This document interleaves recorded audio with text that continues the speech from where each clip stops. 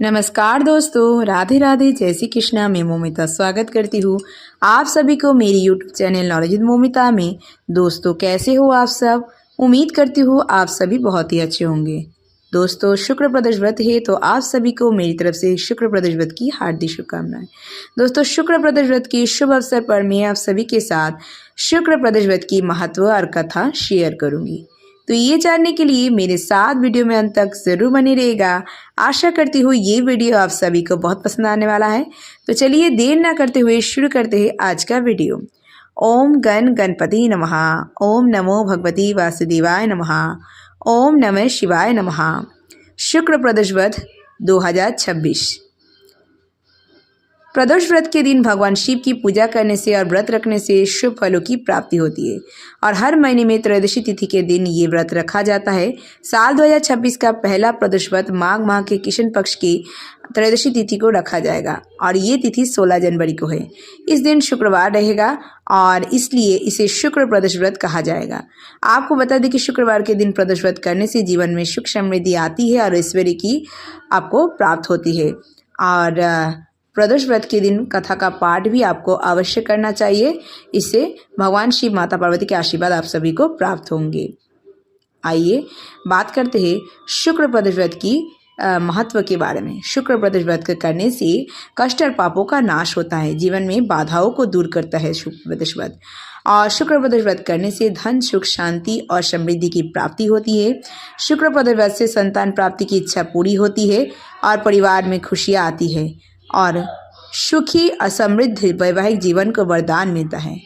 विशेष रूप से आर्थिक और पारिवारिक और मानसिक परेशानियों से जुड़े रहे लोगों को फलदायी माना जाता है शुक्र प्रदोष व्रत। आइए बात करते हैं शुक्र प्रदोष व्रत की कथा के बारे में। पुराणों में शुक्र प्रदोष व्रत की कथा वर्णित है। इस कथा के अनुसार प्राचीन काल में एक नगर में 3 मित्र रहा करते थे, जिनमें एक मित्र ब्राह्मण, दूसरा धनिक और तीसरा राजा का पुत्र था। तीनों के बीच गहरी मित्रता थी और तीनों ही विवाहित थे। हालांकि धनिक मित्र का अभी तक गौना नहीं हुआ था, यानी कि धनिक की पत्नी अभी भी मायके में ही थी। एक रोज तीनों मित्र बैठकर बातें कर रहे थे और स्त्रियों की तारीफ कर रहे थे।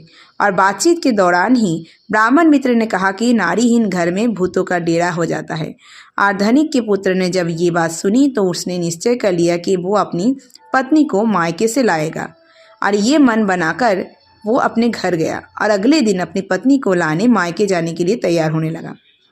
जब धनिक पुत्र के माता पिता को ये बात पता चली तो उन्होंने पुत्र को समझाया कि इस समय शुक्र अस्त है, जो कि वैवाहिक जीवन की खुशियाँ का कारक भी है, इसलिए तुम्हें अभी अपनी पत्नी को वापस नहीं लाना चाहिए। हालांकि धनिक पुत्र ने अपने माता पिता की एक नहीं सुनी, वो अपने भार्या को यानी कि स्त्री को लाने के लिए निकल गया। जब धनिक पुत्र ससुराल पहुंचा वहाँ उसके सास ने भी उसे समझाया कि शुक्र अस्त के दौरान उसे पत्नी को नहीं ले जाना चाहिए, लेकिन धनिक पुत्र अपनी जिद पर अड़ा रहा और अंत में सास ससुर ने अपनी बेटी को दामाद के साथ विदा कर दिया।